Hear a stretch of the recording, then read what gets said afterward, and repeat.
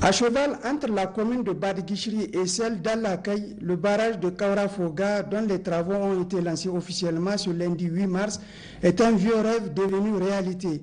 En effet, les études de faisabilité de ce projet datent de 1984. 37 ans donc que les populations du département d'Ilela et de Bouza attendent ce grand jour. C'est donc chose faite aujourd'hui par le lancement officiel des travaux de construction de ce barrage hydro-agricole par le Premier ministre chef du gouvernement Brigitte Raffini, traduisant ainsi la concrétisation d'une promesse faite par le président de la République Issoufou Mahamadou à ses populations. D'où leur forte mobilisation pour témoigner de cet instant solennel. Occasion pour le chef de Kaura Acha de remercier au nom des populations bénéficiaires les autorités de la 7e République pour la concrétisation de ce vieux rêve. Le secrétaire général de la région de Tawa, Miko Ibrahim, a quant à lui transmis la reconnaissance des populations de l'ADER pour le démarrage de travaux de ce projet ainsi que pour les multiples réalisations dont ont bénéficié les populations de l'ADER. D'un coût global de plus de 5 milliards de francs CFA, le barrage de Kaura Foga est financé par la coopération allemande à travers la KfW et l'État du Niger. Cette réalisation de cet ouvrage revient à un fort engagement personnel entre la chancelière allemande, Madame Angela Merkel, et le président de la République, Son Excellence Mahamadou Issoufou. Cette réalisation du barrage Kaura s'inscrit dans une longue et très fructueuse collaboration nigéro-allemande qui a commencé brièvement après l'indépendance du Niger. Au cours de cette collaboration historique et multiforme qui touche les différents secteurs de développement, nous avons toujours mis l'accent sur l'accès des populations aux services sociaux de base, comme l'éducation ou la santé, à la décentralisation et au développement rural, notamment le secteur agricole qui occupe plus de 80% de la population. Le barrage de Kaura, une fois achevé, va contribuer au développement des activités agricoles par l'intensification des cultures irriguées, la pratique de la pisciculture et la production fourragère sur une grande superficie. Le barrage de Kaura est un ouvrage à but multiple dont les objectifs assignés à sa construction sont l'amélioration de la production agricole, la satisfaction des besoins en eau pour l'usage domestique et l'environnement du cheptel, la création d'activités génératrices de revenus dans la zone du projet, la protection contre les inondations des infrastructures, et des terres agricoles en aval, la restauration de l'environnement. Le barrage, une fois construit, permettra de stocker 2,3 millions de mètres cubes d'eau, de développer l'irrigation et la pêche avec l'aménagement de 400 hectares d'hectares et l'empoisonnement de 100 hectares de plans d'eau, à abréger au moins 6 unités de bétail par tête. Le financement de cet important ouvrage avec la KfW entre dans le cadre du financement global de la deuxième phase du programme Petite Irrigation et Sécurité Alimentaire pour la période 2020-2025 pour un montant de 43 millions d'euros, soit environ plus de 29 milliards de francs CFA. Après le dévoilement de la plaque inaugurale du lancement des travaux du barrage de Kaura à Foga, les explications techniques ont été fournies au Premier ministre et aux membres de sa délégation sur l'aspect technique de ce barrage. À noter qu'auparavant, le Premier ministre Brigitte Raffini s'est rendu au village de Kaura Acha, haut lieu d'apprentissage coranique, où il a rendu une visite de courtoisie au cheikh Mahaman Kaura Acha. Il s'est également rendu sur le chantier de construction d'une université islamique à Kaura Acha. Ce lundi 8 mars est célébrée la Journée internationale des droits des femmes. À l'origine de cette journée, des luttes ouvrières et de nombreuses manifestations des femmes réclamant le droit de vote, de meilleures conditions de travail et l'égalité entre les hommes et les femmes au début du XXe siècle. Gérard Abdelaziz pour le rappel des faits. Selon le site internet officiel du 8 mars, l'origine de la Journée internationale des droits des femmes, appelée de nos jours Journée internationale de la femme, s'ancre dans les luttes ouvrières et les nombreuses manifestations de femmes réclamant le droit de vote, de meilleures conditions de travail et l'égalité entre les hommes et les femmes qui agitèrent la Russie, l'Europe et le monde occidental au début du XXe siècle. La création d'une journée internationale des femmes est proposée pour la première fois en 1910 par la journaliste allemande Clara Zetkin lors de la conférence internationale des femmes socialistes qui s'est tenue à Copenhague, Danemark, en présence de centaines de femmes venues de 17 pays. Aussitôt adoptée, l'idée s'inscrit alors dans une perspective révolutionnaire et servira en premier lieu la lutte pour le droit de vote des femmes. Ce n'est qu'à partir de 1917 que la tradition du 8 mars se met en place, alors que 2 millions de soldats sont morts pendant la guerre. L'insupportable misère de l'hiver 1916-1917 en Union soviétique fait éclater la révolution et la grève des femmes. Ces dernières, ouvrières et ménagères, défilent paisiblement à Petrograd, Saint-Pétersbourg, la capitale russe de l'époque. Elles réclament du pain et le retour de leurs maris partis au front, la paix et la République, et initient le premier jour de la révolution russe. Après 1945, la Journée internationale des femmes devient une tradition en France, en Italie et dans les pays occidentaux. La Journée internationale des femmes est reconnue officiellement par les Nations Unies en 1977. La France la reconnaît officiellement en 1982. Le ministère de la Promotion de la Femme a célébré la Journée internationale de la femme avec la plateforme des femmes leaders du Niger qui a initié une conférence débat pour marquer l'événement d'un saut particulier ce matin. Conférence débat sur deux grands thèmes: leadership et participation politique des femmes au Niger et tolérance zéro violence pour l'atteinte de l'égalité des sexes et l'autonomisation des femmes et des filles au Niger. Le point avec Jocelyne Amoussou et Habibou Abdraman. Hymne des femmes pour rappeler à chacune de ces femmes leaders les responsabilités qui les attendent en matière de promotion des droits des femmes, surtout en cette période de la pandémie de la Covid-19 qui impacte beaucoup plus économiquement sur les femmes au Niger. D'où le thème de cette 46e journée internationale de la femme au Niger, leadership féminin pour un futur égalitaire dans le monde libéré de la Covid-19. Des progrès remarquables ont été réalisés pour les femmes et les filles, mais beaucoup reste à faire pour veiller à ce que les voix des femmes soient non seulement entendues, mais aussi suivies des faits.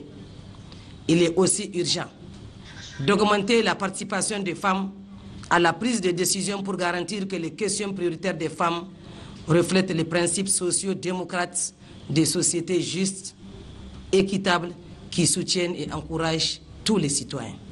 L'organisation de cette conférence est de contribuer à la création d'espaces au sein des mouvements des femmes, en encourageant le dialogue intergénérationnel sur l'égalité des genres et l'élimination des violences faites à l'égard des femmes, de la participation et de l'engagement des jeunes, en particulier les filles.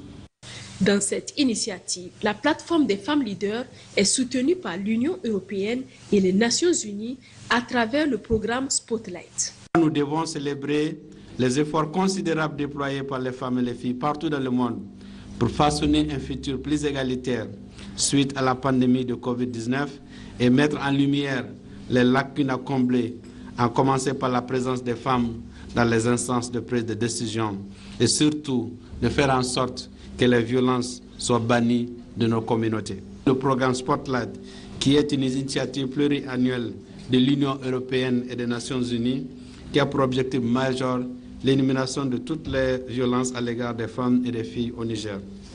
L'État n'est pas en reste et au cours de cette cérémonie, l'honneur a été fait à l'ancienne ministre de la Promotion de la Femme qui a permis la révision à la hausse de la loi sur le quota.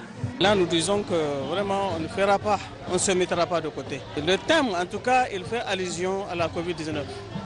Et nous pensons que le Niger a joué un grand rôle par rapport à la lutte contre la Covid-19 et particulièrement notre ministère.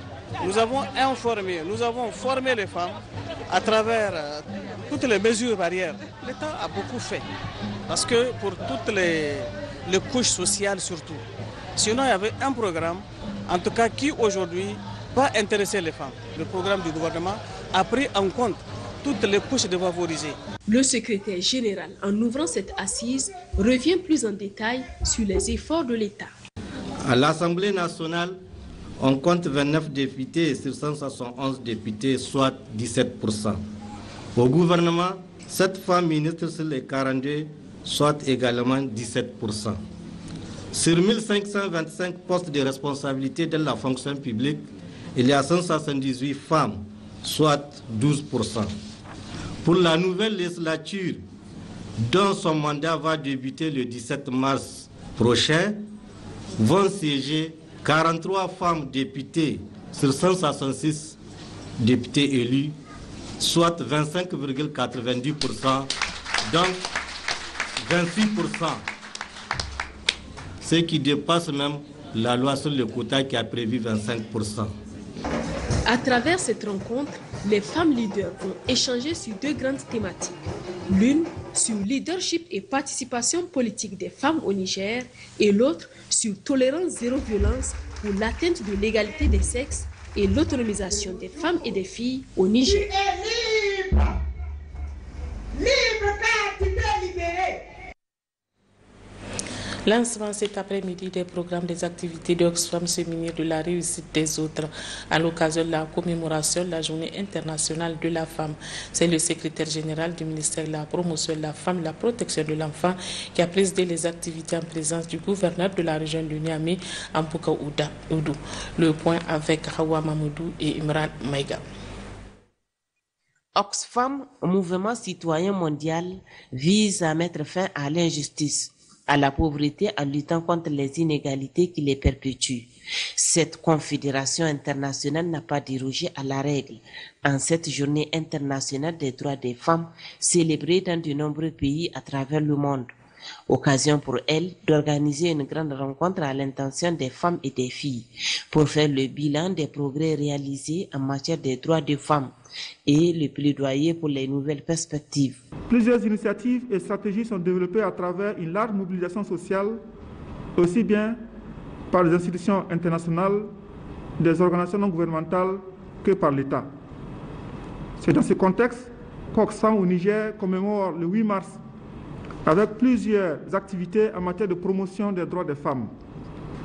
Parmi ces activités, celle qui nous réunit aujourd'hui, qu'Oxfam organise en collaboration avec l'agence de communication Comel. Les autorités nigériennes, au premier rang le président de la République Mahamadou Issoufou, qui a fait de la question de la défense, de la promotion et de la protection des droits des femmes et des filles et leur leadership son cheval de bataille, dira le secrétaire général du ministère de la promotion de la femme et de la protection de l'enfant dans son intervention. Son Excellence El Hadj Issoufou Mahamadou, président de la République, chef de l'État, l'a prouvé notamment à travers la révision à la hausse de la loi sur le quota. Ainsi, le taux électif est passé de 15 à 25% et le taux nominatif de 25 à 30% en 2019. Ceci dénote l'intérêt accordé à la représentation des femmes dans les sphères de prise de décision politique et administrative et à faire de la femme un pilier du développement économique. Cette activité dénommée se nourrir de la réussite des autres se veut être un cadre d'échange entre les jeunes et les adultes, mais aussi et surtout une occasion de dialoguer entre les femmes leaders et les jeunes filles. Des témoignages des femmes leaders ayant réussi dans la vie à travers leur parcours professionnel et social, ainsi que des obstacles rencontrés à l'image de la réalisatrice Aïcha Maki et sa sœur Kadi de Tilaberi, qui a su fonder un village portant Kadi Kwara, sont entre autres exemples illustratifs à encourager. Le groupe Bank of Africa BOA a offert un don de produits médicaux au profit du Centre national de lutte contre le cancer, un geste fait à l'occasion de la Journée internationale de la femme, célébrée le 8 mars de chaque année. Le point avec Emile Kassam Amadou et Abdoulaye Ali. Le groupe Bank of Africa BOA n'est pas resté en marge de la commémoration de la Journée internationale de la femme. C'est dans cette optique que la BOA a choisi le Centre national de lutte contre le cancer pour faire un don de produits médicaux d'une valeur de 5 millions de francs CFA. Une action qui vise à faciliter et renforcer la prise en charge des patients du cancer. Nous sommes de tout cœur avec vous et nous vous rassurons que le groupe Bank of Africa, BMCE, continuera de supporter la frange sociale nigérienne qui est toujours dans le besoin pour faire face à certaines maladies. C'est certes un don symbolique et nous vous demandons de nous exprimer les besoins auxquels vous faites face pour soulager ces populations qui aujourd'hui n'ont pas le pouvoir d'achat pour faire face à ces charges. En réceptionnant le don, le directeur général du Centre national de lutte contre le cancer a exprimé tous ses remerciements au groupe BOA pour cet acte noble qui participe au bon fonctionnement de cette structure médicale. C'est vraiment une belle opportunité aujourd'hui que nous accueillons de la part de la BOA qui a vraiment bien voulu profiter de cette journée pour nous apporter ce don de médicaments composés d'antibiotiques, d'anticancéreux, de solutés et d'antidouleurs. La douleur étant un élément essentiel des malades qui souffrent de cancer.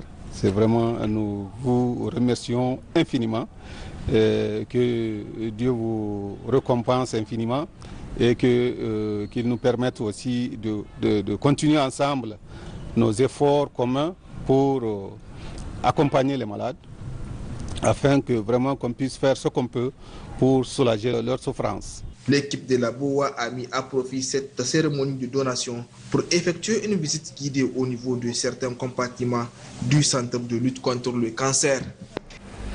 Ce 8 mars 2021 a été célébré par les femmes de la Société d'exploitation des eaux du Niger. Cette rencontre marquée par une projection vidéo des activités de cette société qui implique la femme aux métiers techniques et professionnels et les opportunités pour une plus grande participation de la jeune fille dans la société. Le point avec Jamila Madou et Saadou Inoua Ali.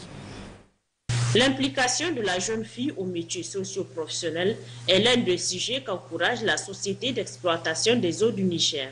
À travers ces vidéos, les jeunes filles sont invitées à découvrir l'environnement de l'exploitation et le traitement d'eau. Une occasion que beaucoup saisissent pour le choix de leur métier après les études.